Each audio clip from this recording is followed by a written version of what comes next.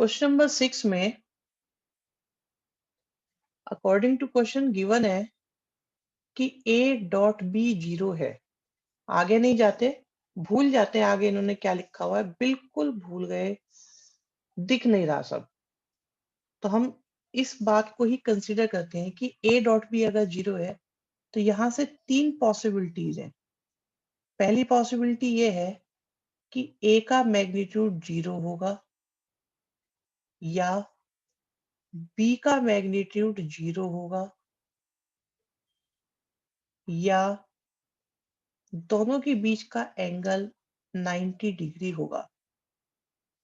क्योंकि a dot B 0 होने का मतलब होता है a b cos थीटा और ये 0 आ रहा है। ये 0 आ रहा है तो इसकी वजह से भी हो सकता है, b की वजह से भी और थीटा की वजह से भी। ठीक है। अब दूसरी बात पर आते हैं। तो ये बात तो हमारी आई a डॉट बी के बेस पर। अब ये कह रहे हैं a क्रॉस b, ये भी आपका 0 वेक्टर है। तो यहां से आप कह सकते हो सकता है a का मैग्नीट्यूड 0 हो, b का मैग्नीट्यूड 0 हो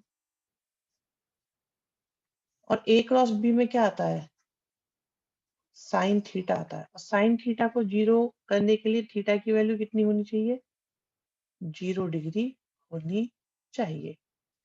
कहते तो आप ये बताओ कि a और b के बारे में क्या कंक्लूजन है। तो देखो एक बात कंफर्म है कि a और b में से कोई ना कोई एक 0 है, क्योंकि दोनों केसेस में थीटा तो अलग अलग है। तो यहाँ पे कह रहे थीटा 90 होना चाहिए, यहाँ पे कह रहे थीटा 0 होना चाहिए। ऐसा तो हो नहीं सकता कि 90 भी हो 0 भी हो। तो पॉसिबिलिटी है कि भाई इन दोनों में से ही किसी वजह से ये 0 हुआ है। तो आप लिखोगे आइदर a और b is a 0 vector।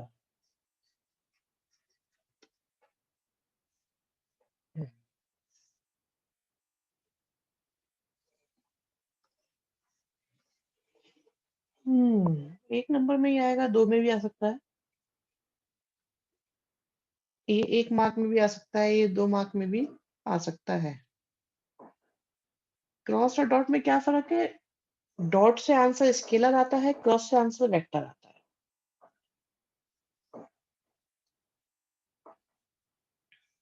तो क्रॉस प्रोडक्ट को हम वेक्टर प्रोडक्ट बोलते हैं, डॉट को हम स्केलर प्रोडक्ट बोलते हैं। रिजल्ट जो होता है अगर वेक्टर आ रहा है तो वो क्रॉस है, या तो ये परपेंडिकुलर होंगे। नहीं नहीं, ऐसा नहीं है यहाँ पे अर्णव। इसमें कहानी ये हुई है कि ये दोनों चीजें एक साथ एग्जिस्ट करती हैं। तो अब हमारे पास 3 ऑप्शन थे भाई। हो सकता है कि a 0 हो, b 0 हो, a 0 हो, b 0 हो, या थीटा की वजह से भी ये 0 हो। लेकिन थीटा की वजह से 0 होता तो यहाँ होगा, वहां नहीं होगा। तो थीटा की वजह से तो ये 0 नहीं है, क्योंकि दोनों जगह थीटा अलग अलग है। तो ये 0 जो हुआ है वो डेफिनेटली इनके अपने मैग्नीट्यूड की वजह से हुआ है।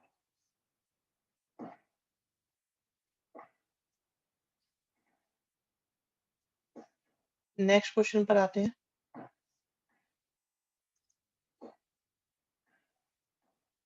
थीटा से कुछ कंक्लूड ही नहीं हुआ, इसलिए हमने थीटा के बारे में कुछ लिखा ही नहीं। क्योंकि थीटा तो एक जगह 0 आ रहा है, एक जगह 90 आ रहा है, तो हम कुछ कंक्लूड नहीं कर पाएंगे। 7th क्वेश्चन में एक वेक्टर a गिवन है, एक वेक्टर b गिवन है, एक वेक्टर c गिवन है और हमें शो करना है ऐसा। LHS से देखते हैं। LHS में हमको क्या करना है, a का क्रॉस प्रोडक्ट करना है b प्लस c के साथ। अगर b प्लस सी करेंगे तो आएगा b1 प्लस c1 के साथ i,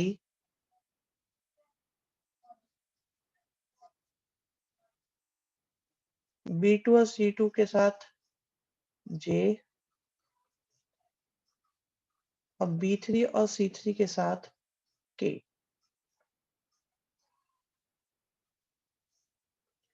अब a क्या है हमारे पास? a है a1i, b a2j और a3k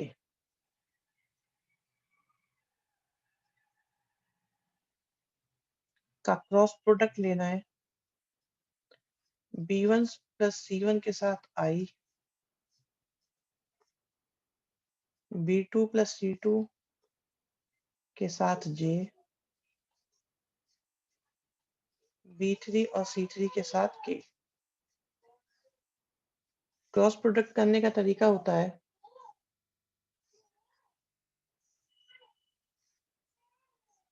कि पहले i j के लिख दो, फिर पहले वेक्टर में जो साथ में है उसे लिखो, a1 a2 a3 b1 plus c1 b2 plus c2 और b3 प्लस c3। अब RHS की बात करो, अगर आप RHS में है a क्रॉस b,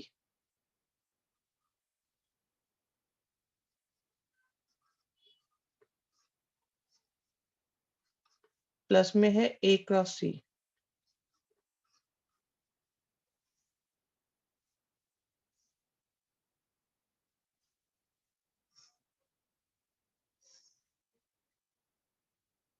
तो a क्रॉस b का मतलब पहले i लिखो, j लिखो, k लिखो, a का मतलब a1 लिखो, a2 लिखो, a3 लिखो, b1 लिखो, b2 लिखो, b3 लिखो। फिर a क्रॉस c का मतलब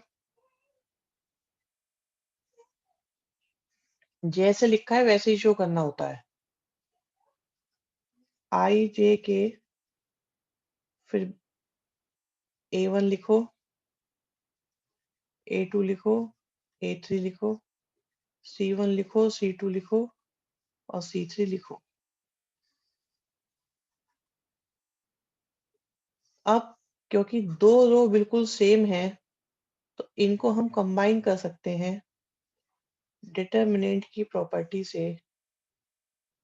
तो आएगा a1 a2 a3 b1 plus c1 b2 plus c2 b3 plus c3। तो लास्ट में आप कह सकते हो LHS equal to RHS।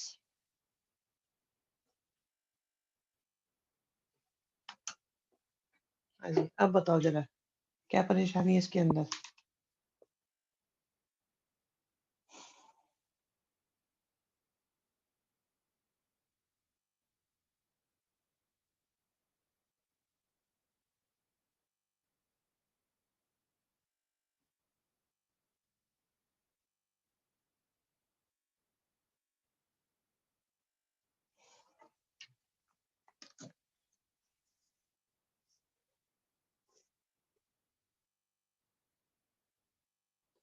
Good, next पर आते हैं।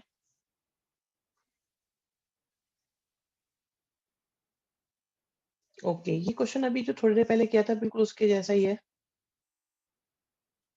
इस पर फिर से डिस्कशन करते हैं। ये कहते हैं अगर कोई वेक्टर ए है और वो जीरो वेक्टर है, या कोई वेक्टर बी है और वो जीरो है, तो ए क्रॉस बी जीरो आएगा या नहीं आएगा? पहला क्वेश्चन तो ये है बस। मिसलेनियस नहीं हो रही है ये, आपकी फोर्थ एक्सरसाइज चल रही है। भाई आप ये देखो, अगर ए या बी में से कोई भी जीरो हो तो आंसर जीरो आएगा ही आएगा। But is the converse true? तो कन्वर्स की बात अगर आती है तो मैं कहूंगा नो, इट्स नॉट ट्रू। क्यों नहीं है ट्रू? क्योंकि ये भी जीरो ना हो, ये भी जीरो ना हो, बट थीटा जीरो होने की वजह से आपका आंसर जीरो वेक्टर आ सकता है। सो कन्वर्स इज नॉट ट्रू। 90 नहीं, जीरो। क्रॉस प्रोडक्ट की बात हो रही है।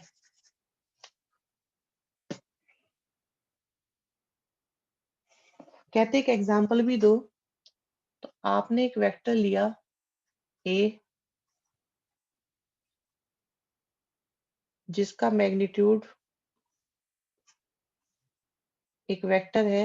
कन्वर्स का मतलब होता है उल्टा, उल्टा।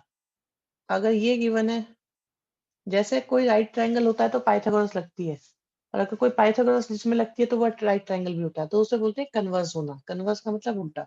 मान लीजिए कोई एक वेक्टर है ए जिसका मैग्नीट्यूड 2 है, एक वेक्टर है बी जिसका मैग्नीट्यूड 3 है, और दोनों के बीच में एंगल आपका 0 डिग्री है। तो अगर आप ए क्रॉस बी निकालोगे तो आपका आंसर आएगा ए का मैग्नीट्यूड, बी का मैग्नीट्यूड और साइन 0 डिग्री। तो 2, 3 और 0 की वजह से आंसर आपका जीरो वेक्टर आ जाएगा।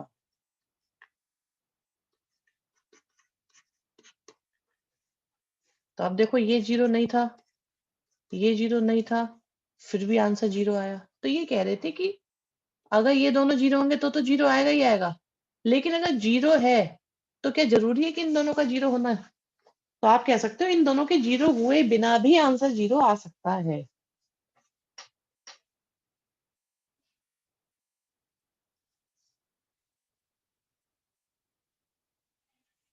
एरिया ऑफ ट्राइंगल निकालना है यहाँ पे हमको।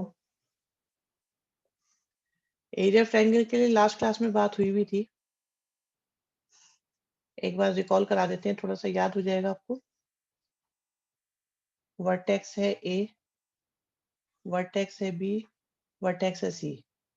तो हम कहते हैं ए बी और ए सी। तो ए बी और ए सी, ए बी और बी सी निकालेंगे? नहीं, ए बी और बी सी नहीं निकालेंगे, बिल्कुल भी नहीं निकालेंगे। लास्ट क्लास में सब समझाया था ये, और अगर कोई लास्ट क्लास में नहीं था तो कुछ नहीं समझाया जाने वाला।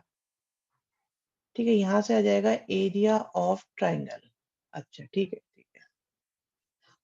तो एक ही जगह से हमने बनाए ए बी और ए सी। चाहे तो बी और बी सी भी बना सकते थे, या सी बी और सी ए भी बना सकते थे। तो ए बी ए सी के क्रॉस प्रोडक्ट के मैग्नीट्यूड का हाफ करने से एरिया आ जाएगा। अब पहली बात ये आती है कि कौन कौन ऐसा है जिसे ए बी निकालना नहीं आता, कौन कौन ऐसा है जिसे ए सी निकालना नहीं आता, और कौन है आप में से ऐसा जिसे ए बी क्रॉस ए सी निकालना नहीं आता। मुझे बताते चलो, फिर मैं समझाऊंगा।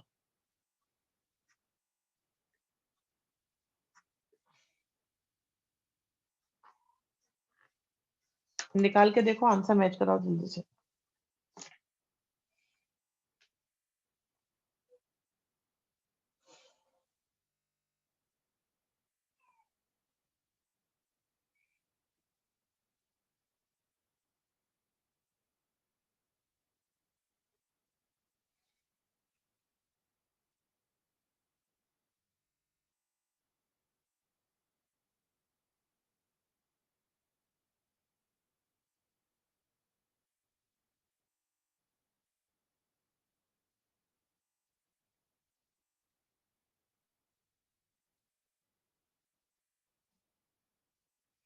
जो कहा गया उस पर ध्यान दो, बेकार की बातों के लिए कोई टाइम नहीं है अभी हमारे पास।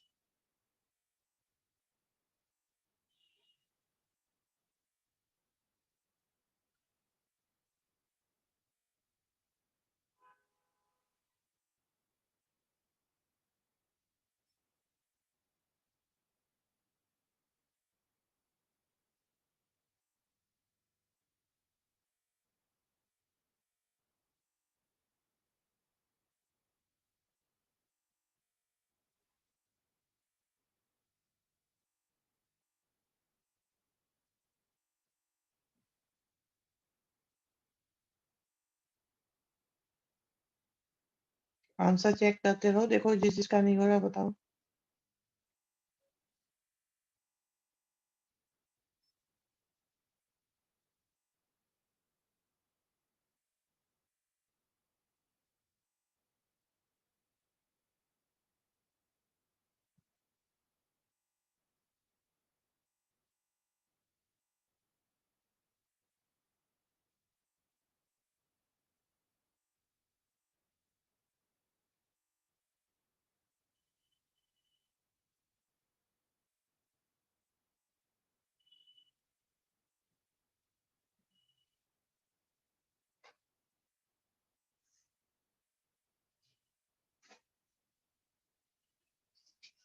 बहुत बढ़िया, चेक कर लो पीछे से आंसर।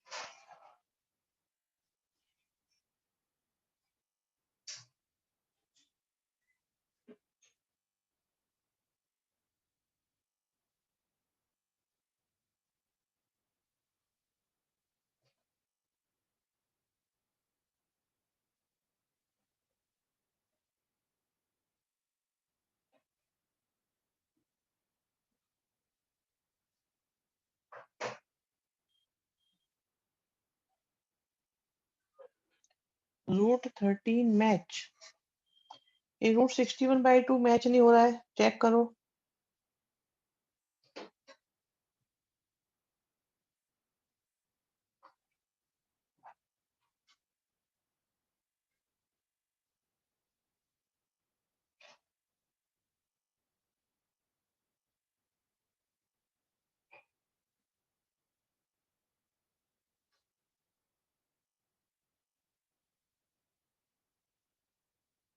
कैलकुलेशन चेक करो बच्चे, बहुत सारे बच्चों का हो चुका है।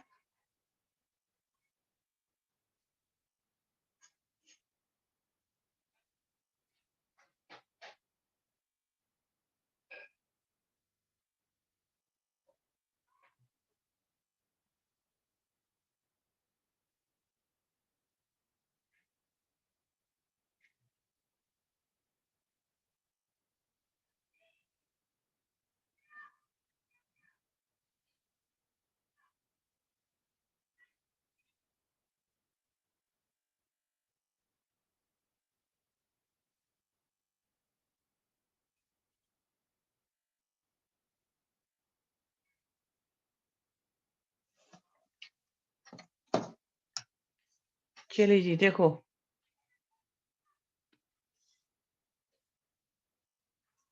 अब ये होना चाहिए था।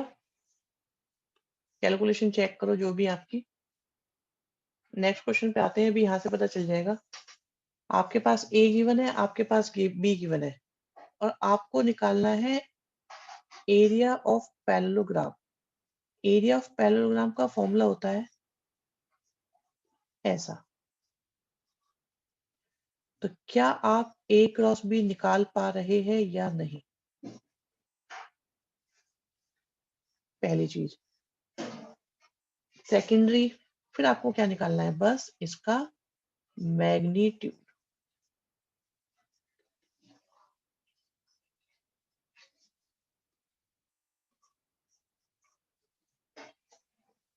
आंसर सबका चाहिए जल्दी जल्दी से, कुछ बच्चे यहाँ पे बिल्कुल शांत बैठे रहते हैं।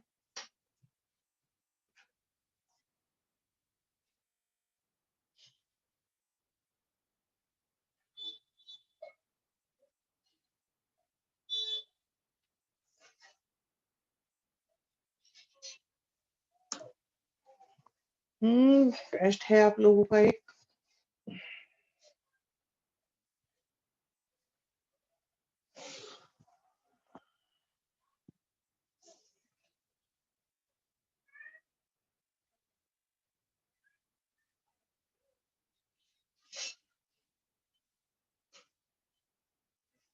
जल्दी जल्दी निकालो पहले इसको जो चल रहा है सामने।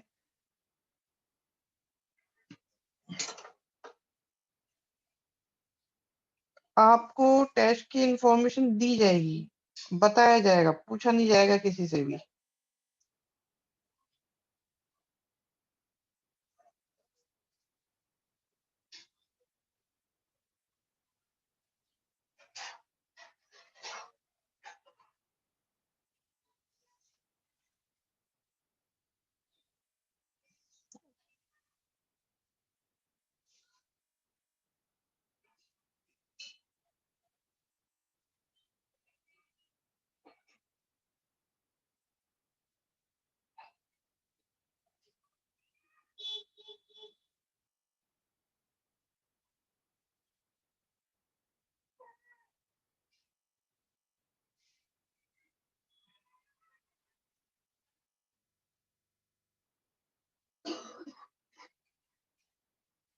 पीछे से चेक करो आंसर, आंसर वेरीफाई करो।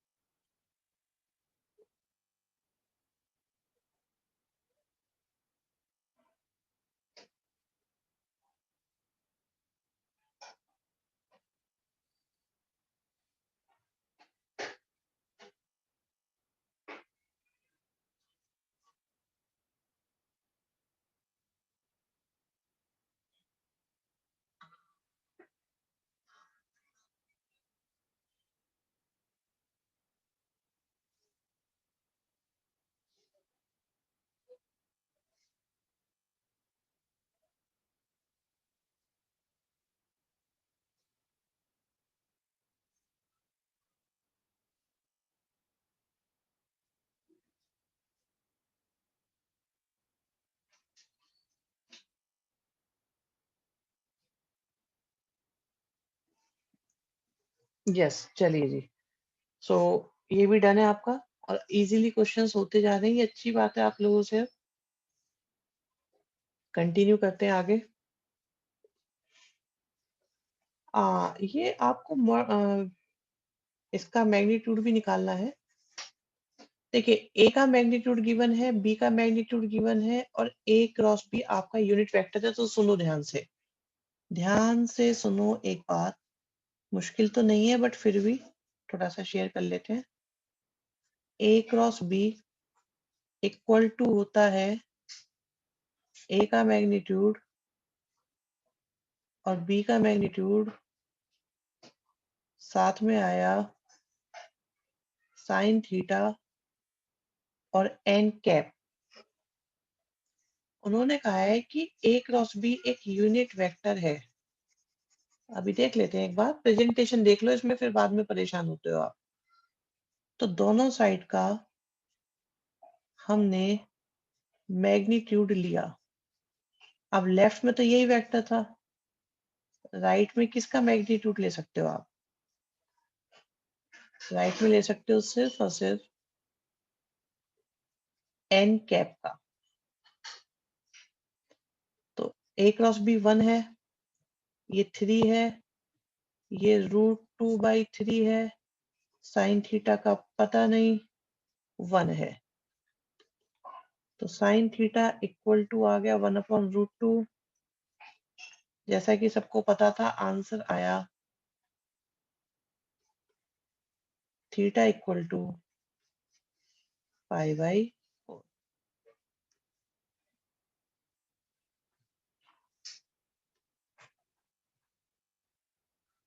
हाँ जी, किसी को कोई परेशानी?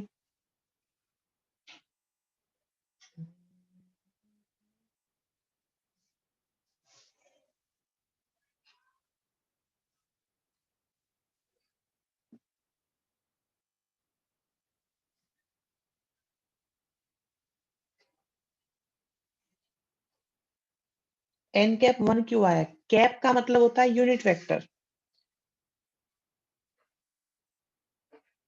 ठीक है? और एन कैप मतलब यूनिट वेक्टर, इसलिए आपका 1 आ गया।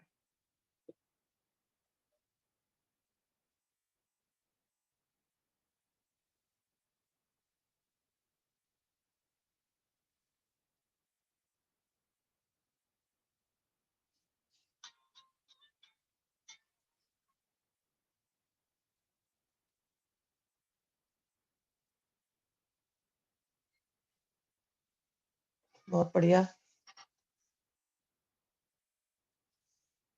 नेक्स्ट पे मूव करते हैं। एरिया ऑफ रेक्टेंगल निकालना है, तो एक रेक्टेंगल बना लेते हैं और हमें चारों वर्टिसेस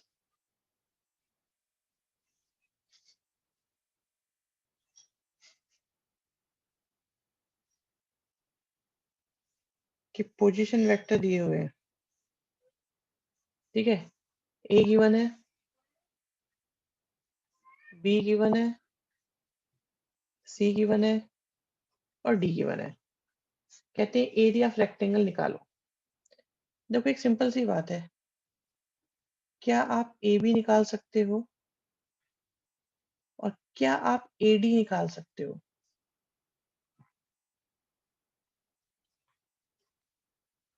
और अगर ए बी निकाल लिया है तो ए बी का मैग्नीट्यूड भी आ जाएगा और ए डी निकाल लिया है तो ए डी का मैग्नीट्यूड भी आ जाएगा। और ये हो जाएगी लेंथ, ये हो जाएगी ब्रेथ, एरिया अपने आप निकल के आ जाएगा। यस और नो चेक करो। ये इससे तो ट्रायंगल बना देते डायगोनल से। डायगोनल से क्या होता?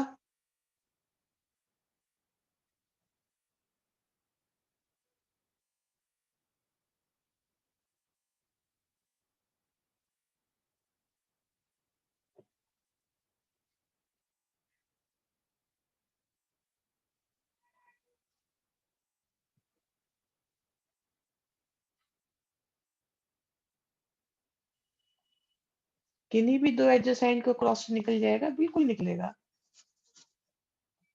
क्रॉस से निकलेगा, हाँ पैरेललोग्राम की वजह से भी निकल जाएगा, बिल्कुल। आप कोई भी दो साइड ले लो, उनके क्रॉस प्रोडक्ट से भी निकल जाएगा, क्योंकि रेक्टेंगल भी तो पैरेललोग्राम होता है।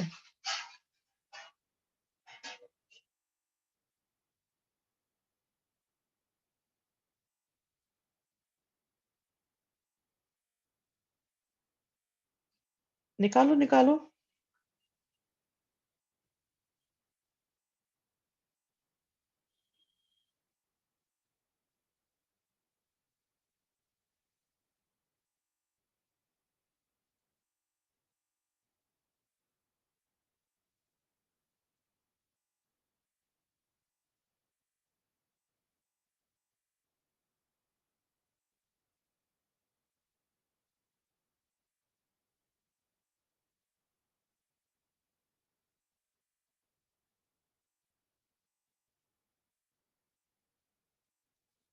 ओके, निकालते जाओ निकालते जाओ।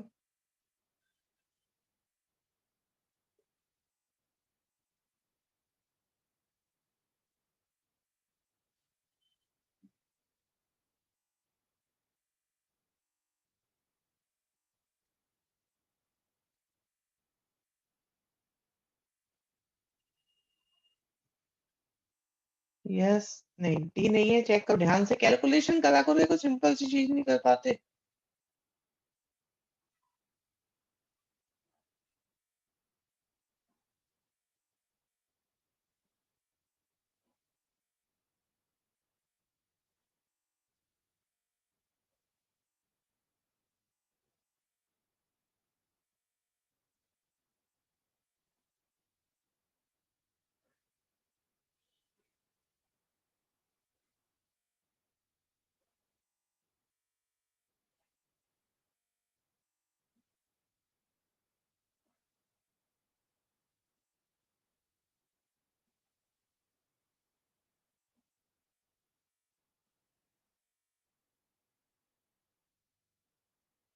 ओके, बिल्कुल सही है। नहीं, एक बच्चे का 4 भी आ रहा था, तो उसको भी जरा चेक करना पड़ेगा कि क्या पोजीशन है।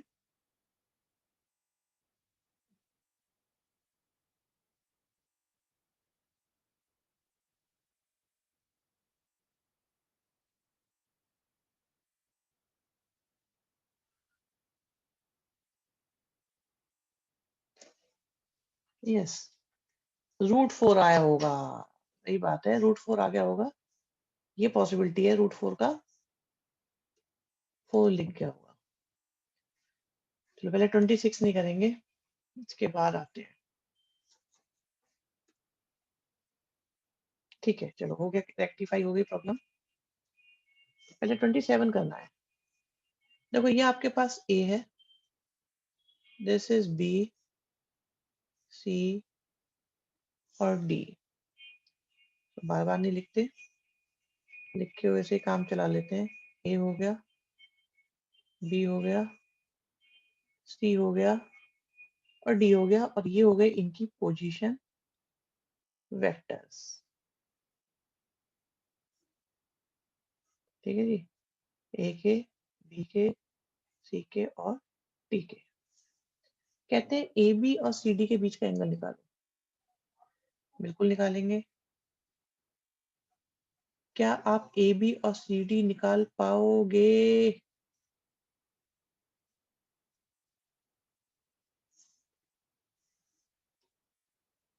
निकालो and check whether they are collinear, parallel or not.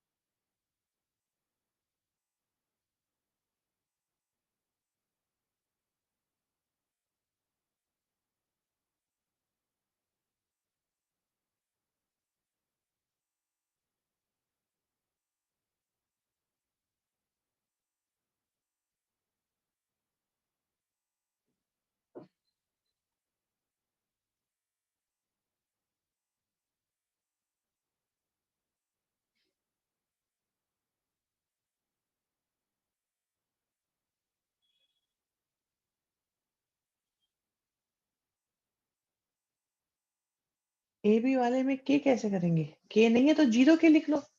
आप बी को जीरो के मान लो ना, के अगर नहीं होता है, जो चीज नहीं है उसे आप जीरो करके कर लो। कॉलिन ने बता रहे हैं बच्चे।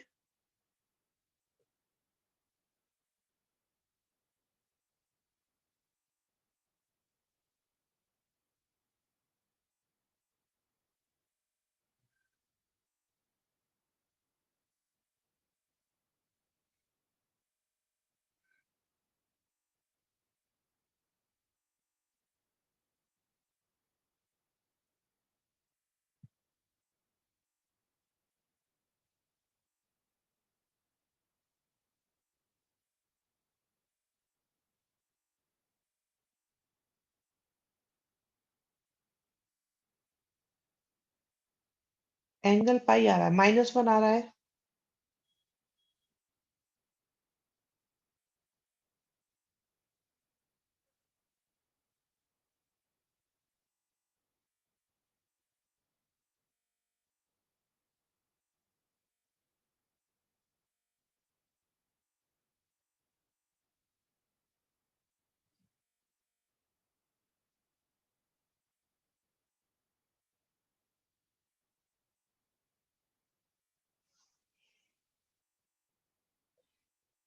देखो सबका हो रहा है नहीं हो रहा, जल्दी जल्दी चेक करो।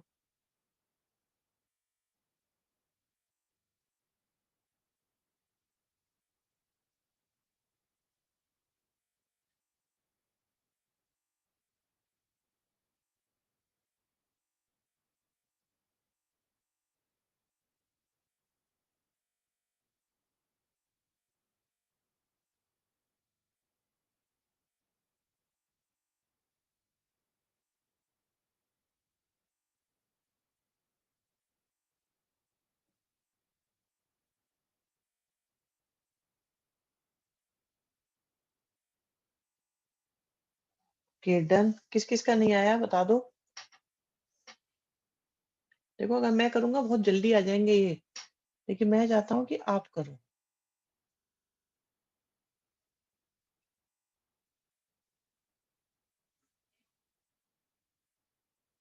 गुड।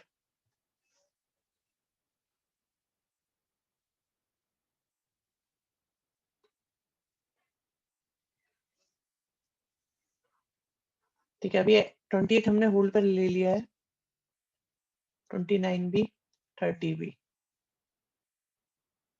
फर्स्ट क्वेश्चन पे आते हैं। सो फर्स्ट क्वेश्चन की बात करते हैं। मैं बताऊंगा इसको आपको। कहते हैं कि एक्स वाई प्लेन है और वेक्टर यूनिट है 30 डिग्री का।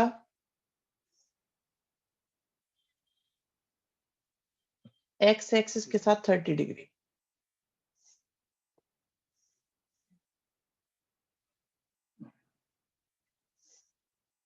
तो वेक्टर यूनिट है और ये एंगल आपके पास 30 डिग्री है। सपोज ये पॉइंट है एक्स और वाई, तो आपका वेक्टर हो गया एक्स आई और वाई जे, जहां पे एक्स भी गिवन है और वाई भी गिवन है।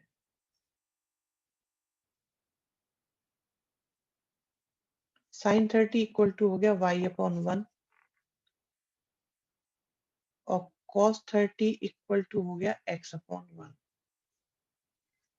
तो साइन 30 1/2, कॉस 30 √3/2, एक्स और वाई की वैल्यू आ गई।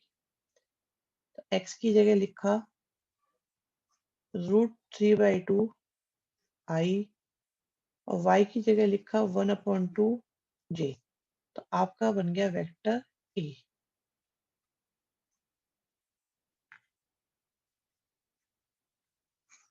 आराम से देखो, सोचो और बताओ कि समझ में आया या नहीं।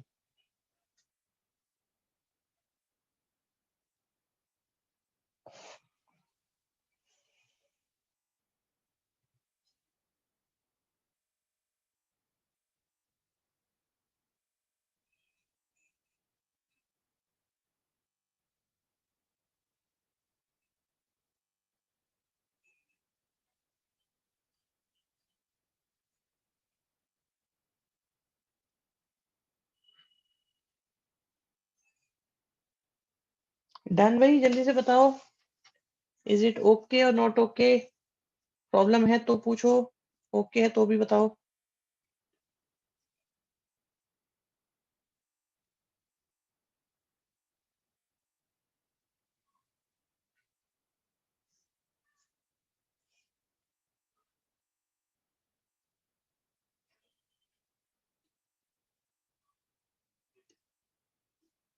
नेक्स्ट।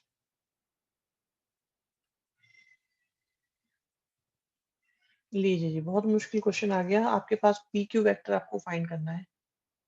तो पी क्यू वेक्टर क्या हो जाएगा? Position vector of Q minus position vector of P. Q का पोजीशन वेक्टर होगा x2i y2j z2k x1i y1j z1k, जो हो गया x2 minus x1 i y2 minus y1 j z2 minus z1 k। ये हो गया आपका पी क्यू वेक्टर। अब अगर बात की जाए कि इसके स्केलर कंपोनेंट क्या है, तो बच्चों ये स्केलर कंपोनेंट है क्योंकि इसमें आई जे के नहीं है।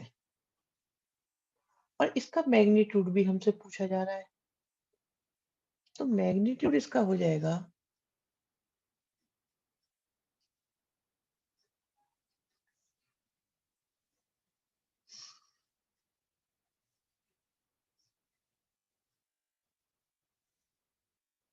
मैग्नीट्यूड इसका होगा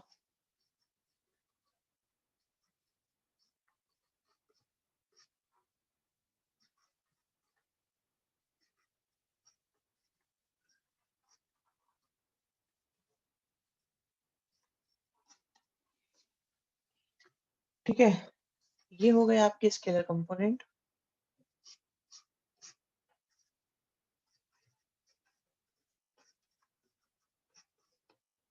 और वेक्टर का मैग्नीट्यूड आपके सामने है। So is there any difficulty?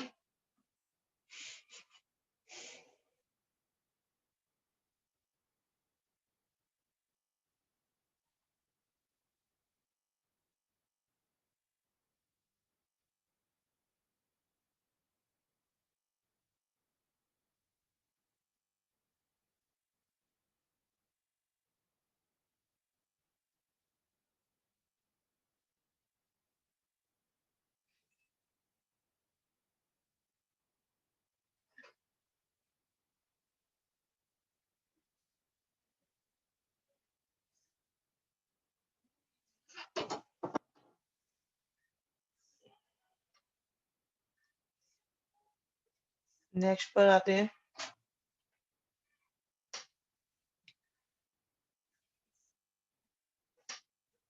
तो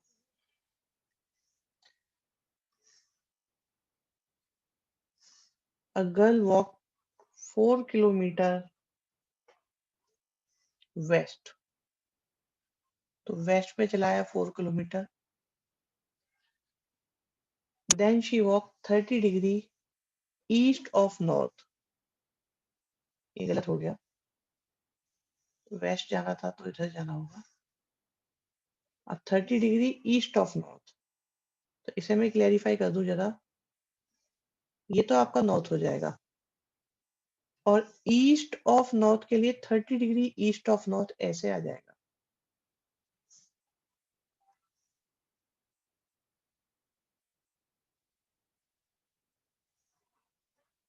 ये हो गया and stops.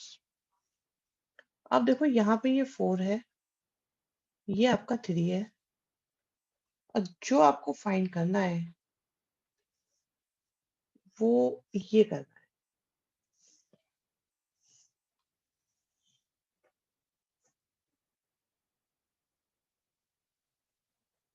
Same question entrance में आता है, अच्छी बात है, चलो बढ़िया।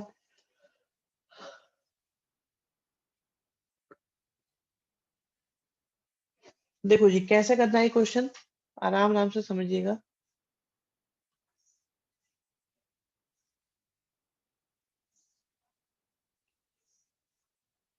क्या ये एंगल 60 डिग्री होगा या नहीं? थोड़ा ऐसे बड़ा बना लेते हैं फिगर को।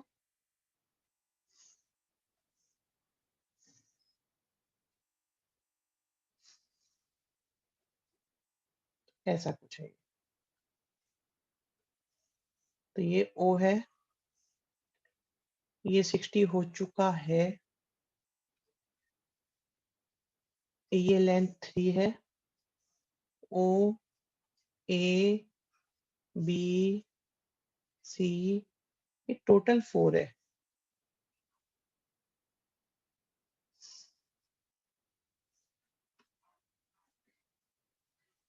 ठीक, अब क्योंकि 60 सपोज ये x है और ये y है, तो मैं ट्राइंगल ABC की बात करूं अगर,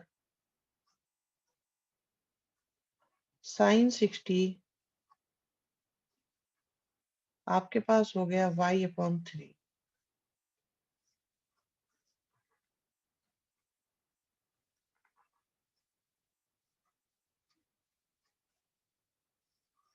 साइन 60 का मतलब है √3/2, cos 60 का मतलब है 1/2। x की वैल्यू आ गई 3/2 और y की वैल्यू आ गई 3√3/2। ठीक। अगर ये 3/2 आया है तो 4 में से 3/2 को माइनस करोगे तो 5/2 बचेगा। आप देखो ये 5/2 बचा, ये, और ये आपका कितना है? 3√3/2।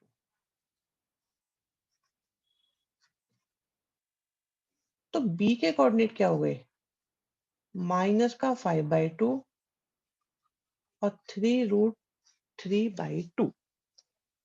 क्यों 60? क्यों थोड़ा कम ज्यादा भी तो हो सकता है। अरे एलिफेंट, जब ये 30 होगा तो ये बचा हुआ 60 होगा कि नहीं होगा? मेरे मुंडू, सोचो कि ये 30 है तो रिमेनिंग 60 होगा या नहीं होगा? हम्म। और बोलो भी, जिसको भी डाउट है पूछते रहो। तो बी की पोजीशन आपके पास आ गई है। Here is the position of B। तो पोजीशन वेक्टर ऑफ बी कितना हो जाएगा?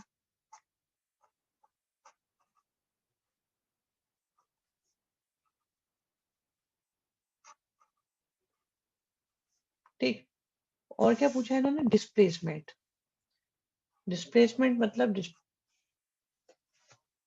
क्वेश्चन में गिवन है 30 डिग्री ईस्ट ऑफ नॉर्थ। तो नॉर्थ का ईस्ट कर दो 30 डिग्री। तो जाना तो इसे नॉर्थ में था, बट 30 डिग्री ईस्ट में चली गई। तो ये आपका 30 डिग्री ईस्ट हो गया। एक्स 3/2 होना चाहिए कैसे? अगर ये 4 है, ओ, अगर ये 4 है और ये एक्स की वैल्यू जो है, ये है एक्स, ये है आपका 3/2। तो रिमेनिंग 4 में से माइनस करो तो 5/2 आएगा या नहीं आएगा?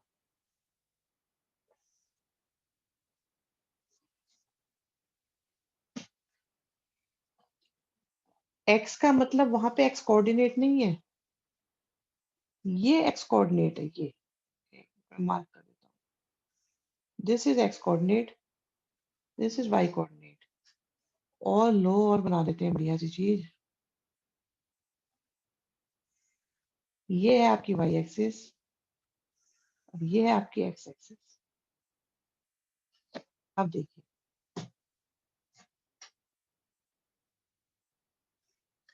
अब ओबी का मैग्नीट्यूड चाहिए, डिस्प्लेसमेंट चाहिए, तो कितना आएगा?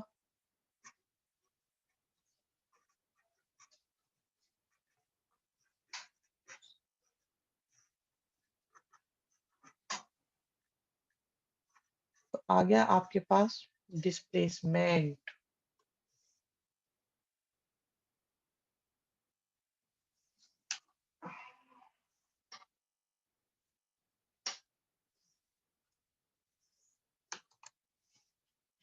नहीं, ये मत बोलो कि ये वाला क्वेश्चन समझ में नहीं आ रहा। ये बताओ कि क्वेश्चन में क्या समझ में नहीं आ रहा, तब हम पूरा सा स्पेसिफाई कर पाएंगे ना।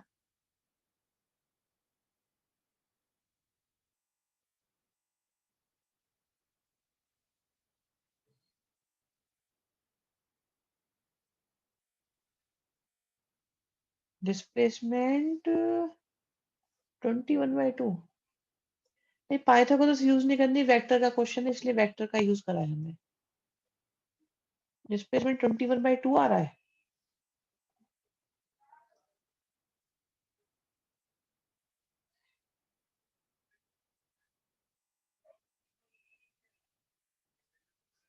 चेक करो पीछे का आंसर क्या आ रहा है।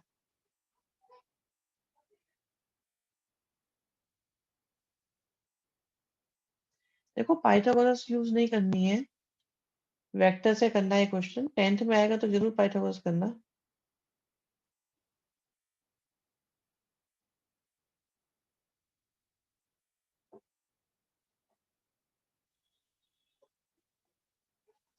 एक बार मुझसे पूछो कि कहाँ पे दिक्कत आ रही है तो मैं आपको बता पाऊंगा।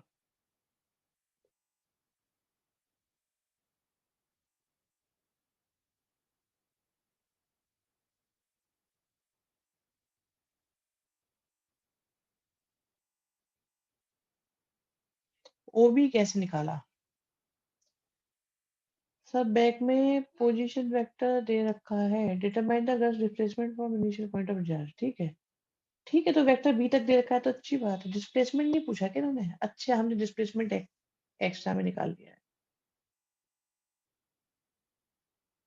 ओबी कैसे निकाला? ओके, ओबी निकाल दिया। अरे बी, बी निकाला तो उस पे आई और जे लगा दिए तो ओबी निकल गया। ओबी की जरूरत भी नहीं है, वैसे पूछा ही नहीं उन्होंने। और ओबी का मतलब क्या है कि ओबी वेक्टर अगर आपके पास है तो इसका मैग्नीट्यूड ही निकाला है बस।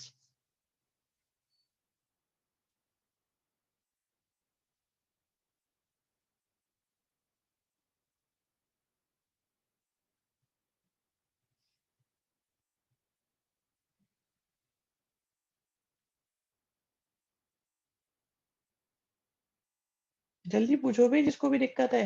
ना सोच के हो रहे हो, जो जो डाउट है जल्दी जल्दी बताओ।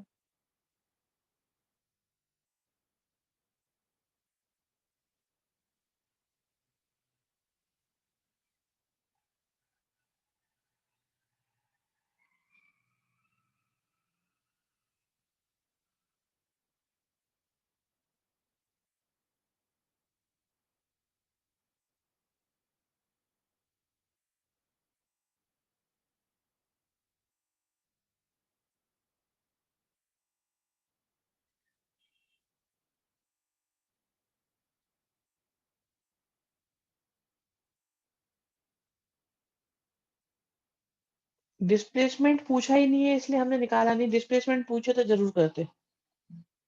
क्वेश्चन में डिस्प्लेसमेंट पूछा ही नहीं है।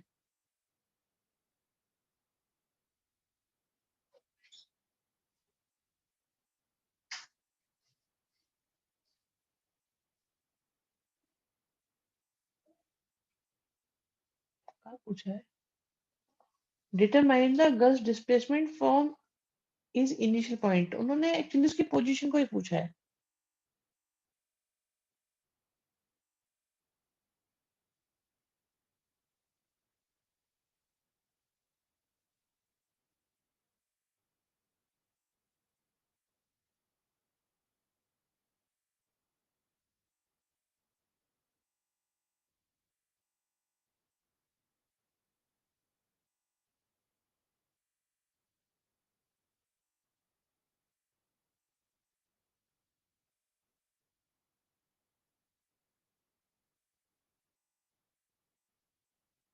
अगर पूछा है तो निकाल लो डिस्प्लेसमेंट। देखो ओबी निकाल दिया तो ओबी का डिस्प्लेसमेंट निकालने में कोई दिक्कत है?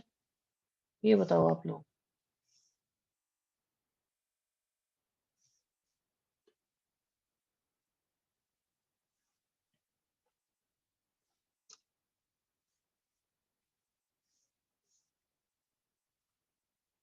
ए वेक्टर बी प्लस सी के इक्वल है। ठीक है, तो क्या जरूरी है ए का मैग्नीट्यूड बी मैग्नीट्यूड और सी मैग्नीट्यूड के इक्वल हो? बताओ भाई, सोच के बताओ, आपको पूरा टाइम मिल रहा है।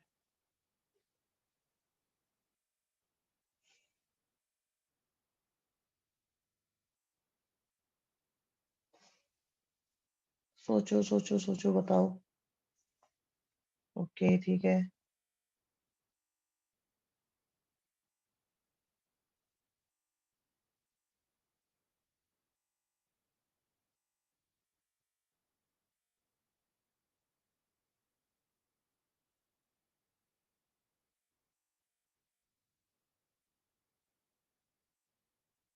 ओके, बताते रहो।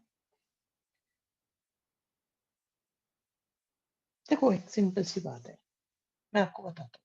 इन्होंने बोला है जरूरी है या नहीं। आपके पास में एक वेक्टर ए है, एक वेक्टर बी है, और ये आपके पास आया ए प्लस बी।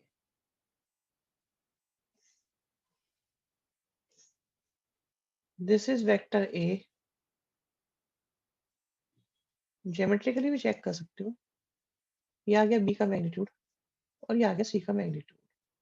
आप देखो, क्या ए का मैग्नीट्यूड इन दोनों के मैग्नीट्यूड के सम के इक्वल होगा? नहीं होगा।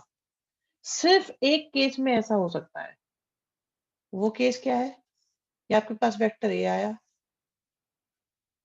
फिर आपके पास ये वेक्टर बी आया, इन थर्ड केस हम कह सकते हैं कि ये आपके पास सम इनका ए प्लस बी आया। तो अगर वो लाइक पैरेलल है तब ऐसा हो सकता है, लेकिन उन्होंने हर बात के लिए पूछा तो आप बोलोगे नो, ऐसा पॉसिबल नहीं है।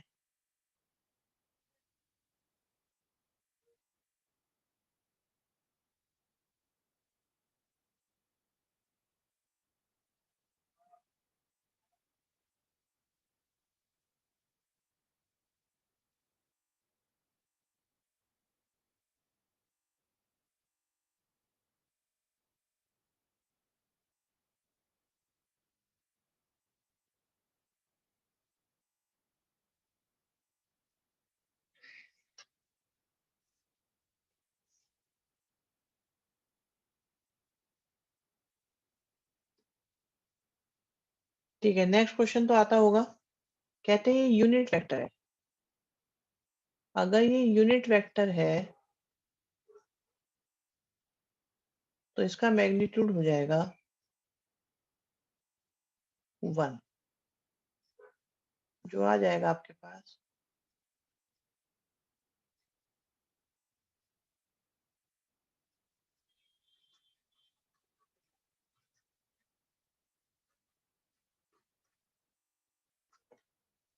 ठीक है जी।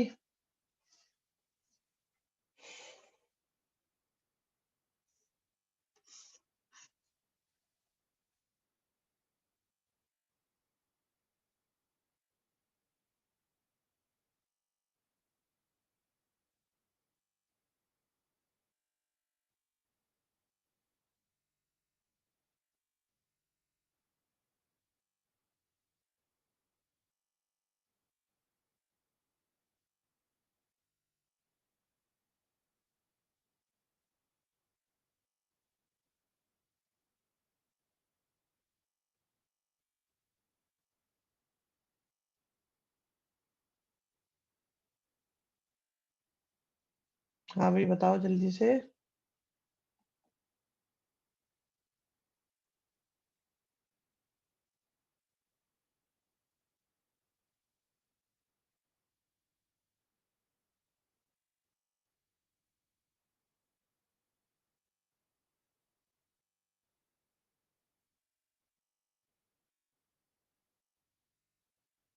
वन बाई रूट थ्री कैसे आया?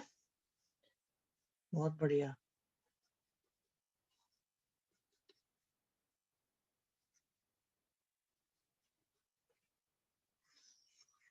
हम्म,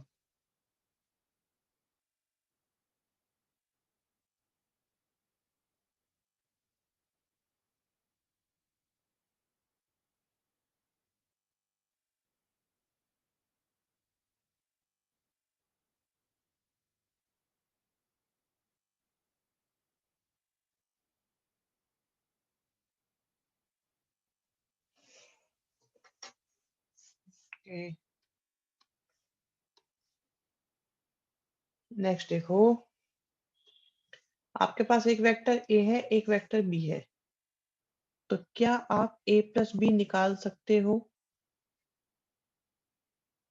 क्योंकि इन्होंने रिजल्टेंट बोला है इन दोनों का, तो आपका ये वेक्टर सी आ जाएगा। फिर कहते हैं 5 यूनिट वाला वेक्टर निकालो इसी डायरेक्शन में, तो फिर सी का आप निकालो यूनिट वेक्टर और 5 की कर दो मल्टीप्लाई। अब इनमें से जो स्टेप आपको ना आता हो वो मुझसे चैट बॉक्स में पूछो, बाकी निकाल के आंसर चेक करो।